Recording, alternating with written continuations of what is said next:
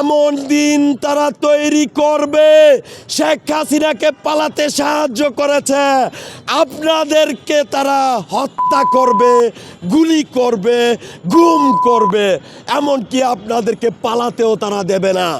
যারা আলেমদেরকে হত্যা করেছে, যারা আমাদের ভাইদেরকে হত্যা করেছে, সেই প্রশাসন কি তখন আল্লাহর আসমানে ছিল? সেই প্রশাসনকেই তো আপনারা ক্ষমতায় রাখছেন।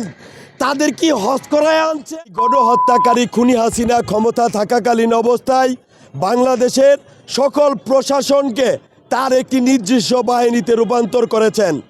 আপনারা দেখেছেন যে বাংলাদেশে যতগুলো হত্যাকাণ্ড হয়েছে, এই হত্যাকাণ্ডের ব্যাপারে প্রশাসন তাদের নিজস্ব পক্ষ থেকে কোনো পদক্ষেপ গ্রহণ করে নাই এই গণহত্যাকারী খুনি হাসিনা ক্ষমতা থাকাকালীন অবস্থায়।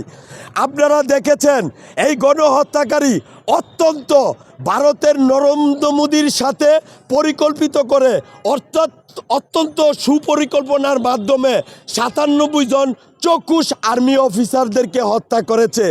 সেই আর্মি অফিসাররাই আমরা দেখেছি যে হেলিকপ্টার দিয়ে এই গণহত্যাকারীকে পালাতে সাহায্য করেছে। আমার আপনাদের কাছে প্রশ্ন, সেই যারা এই গণহত্যাকারীকে আশ্রয় দিয়েছে, যারা এই গণহত্যাকারী খুনি হাসিনা ক্ষমতা থাকাকালীন অবস্থায় আর্মি অফিসারদেরকে মেরেছে, নির্দোষ বিডিআরদেরকে কারাগারে রেখেছে, আলেমদেরকে মেরেছে, এই সমস্ত কর্মকাণ্ডগুলা কি বাংলাদেশের প্রশাসনের লোক দেখে নাই? তারপরেও তারা এই গণহত্যাকারী খুনি হাসিনাকে পালাতে সাহায্য করেছে।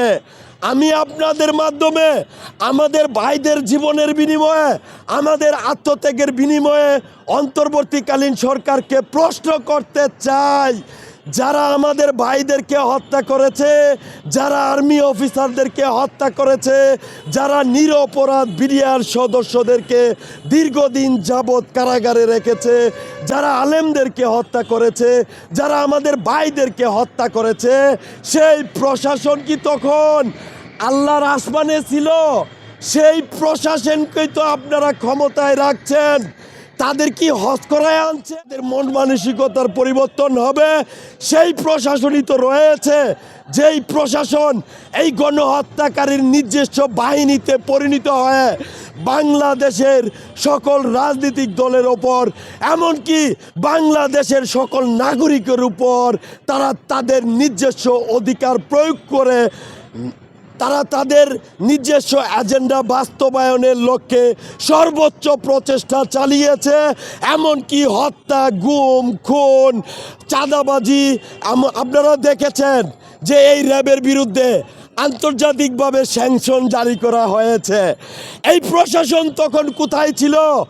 সেই প্রশাসনকেই তো আমাদের আত্মত্যাগের বিনিময়ে গঠিত হওয়া, আমাদের ভাইদের জীবনের বিনিময়ে গঠিত হওয়া অন্তর্বর্তীকালীন সরকার এখনও ক্ষমতায় বসিয়ে রেখেছেন আর বলছেন সংস্কার করবেন। এই এমন সময় আসবে, যদি এই অন্তর্বর্তীকালীন সরকার খুনি হাসিনা ক্ষমতা থাকাকালীন অবস্থায় যেই প্রশাসন, যেই আইন শৃঙ্খলা বাহিনী গঠন করে দিয়ে গিয়েছেন, তাদেরকে যদি আপনারা অপসারণ না করেন, তারাই আপনাদের গলার কাটা হয়ে দাঁড়াবে। এমনকি তারাই আপনাদেরকে গুম খুন করবে। আমি আপনাদেরকে সবিনয়ে অনুরোধ করব, অন্তর্বর্তীকালীন সরকারের প্রধান উপদেষ্টা, যিনি কিনা আমাদের ভাইদের জীবনের বিনিময়ে প্রধান উপদেষ্টা হয়েছেন, আপনাকে বলবো, আপনাকে মিসগাইড করা হচ্ছে, আপনাকে মিস ইনফরমেশন দেওয়া হচ্ছে জনগণ থেকে বিচ্ছিন্ন করার জন্য, বাংলাদেশের মানুষ থেকে বিচ্ছিন্ন করার জন্য।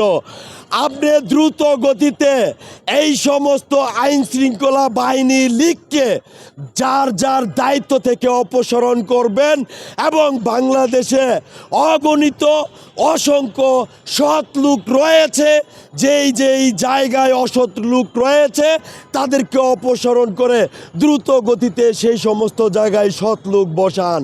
এমন দিন তারা তৈরি করবে, শেখ হাসিনাকে পালাতে সাহায্য করেছে, আপনাদেরকে তারা হত্যা করবে, গুলি করবে, গুম করবে, এমনকি আপনাদেরকে পালাতেও তারা দেবে না।